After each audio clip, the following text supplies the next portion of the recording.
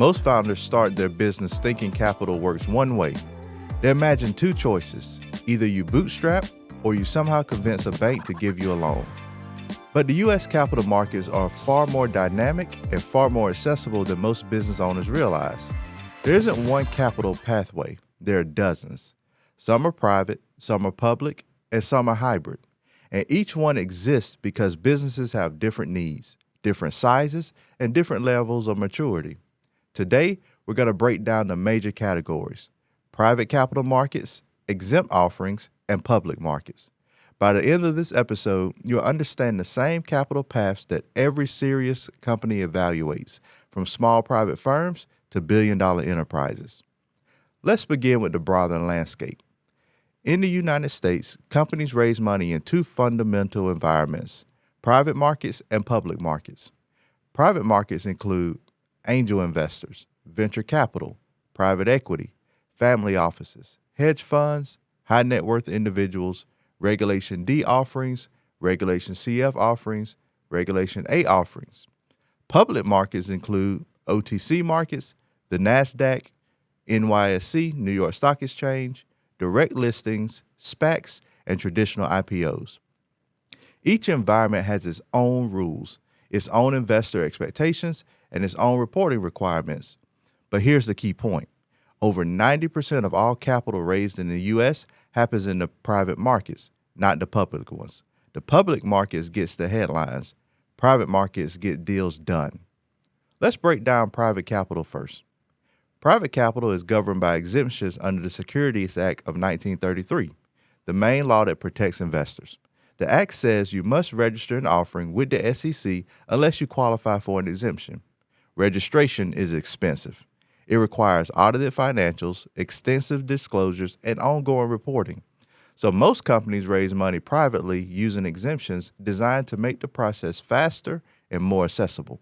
For example, Regulation D allows companies to raise unlimited capital from accredited investors. Regulation CF allows companies to raise up to $5 million per year from the general public. Regulation A allows companies to raise up to $75 million per year with SEC qualification. These exemptions were designed to open doors for smaller companies.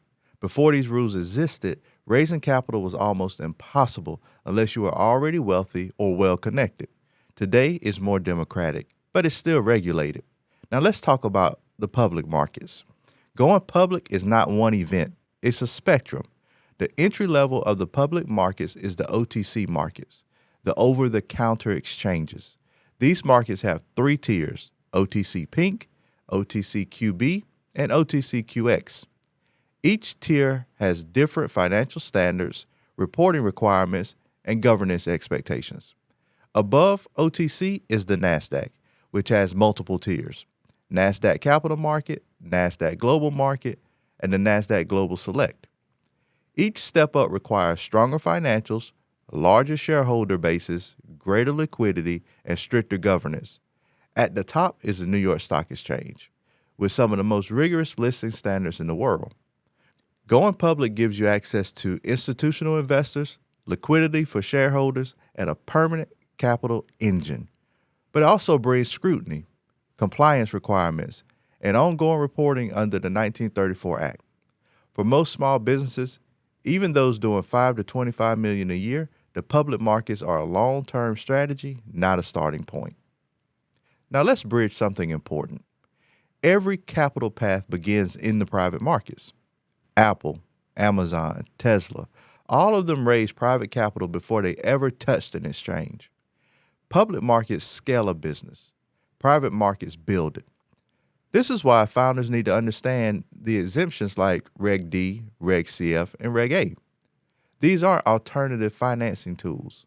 They are the standard entry points into the U.S. capital system.